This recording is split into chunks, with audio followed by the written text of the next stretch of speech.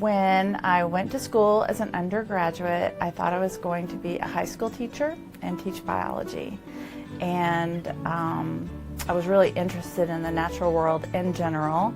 And so I took all of the ology classes: ornithology, study of birds, entomology, the study of insects, just anything that could get me outside, learning about nature. And then when I graduated, I was pretty young, so I decided that I would go ahead and learn some more stuff and get a master's degree, again in education with a major in biology.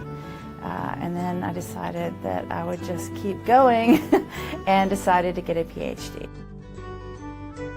I was hired here actually, the emphasis was on teaching, and so the research emphasis came a little bit later, and I immediately started a research project on Swainson's warblers. They're a small, skulky brown bird that lives in really dense forests in southeastern Oklahoma. Kind of difficult to study because there's cottonmouths and mosquitoes and ticks, and the habitat's very dense. And I worked on them for 15 years, and still occasionally I do a lot of field trips and interviews and things like that, which is how I was delighted to get the title of Queen of the Swainson's Warbler in a recent article. So I'm interested in the natural world and love to share it with my students. And one of the ways that I get to do it is research projects like the Northern Saw-Whet Owl project that's going on right now. There were also lots and lots of students that were involved in the Swainson's Warbler research project.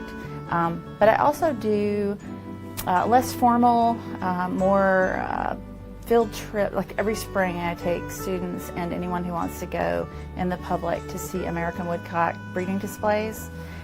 They do these aerial displays which are pretty magnificent at dusk, and I take people out to see that. I just think there's so much beauty in the world around us, and people don't pay as much attention as they could, but once they see and hear these things, then they know what to look for. They're just like, wow, I had no idea that this stuff was here. And I just really enjoy that, whether it's a systematic, scientific study or a more casual field trip, or even a field class where I'm taking students on field trips, sharing the natural history of the organisms that populate the world around us. It's just so much fun for me. You know, I do it by myself too, but it's more fun to share with other people.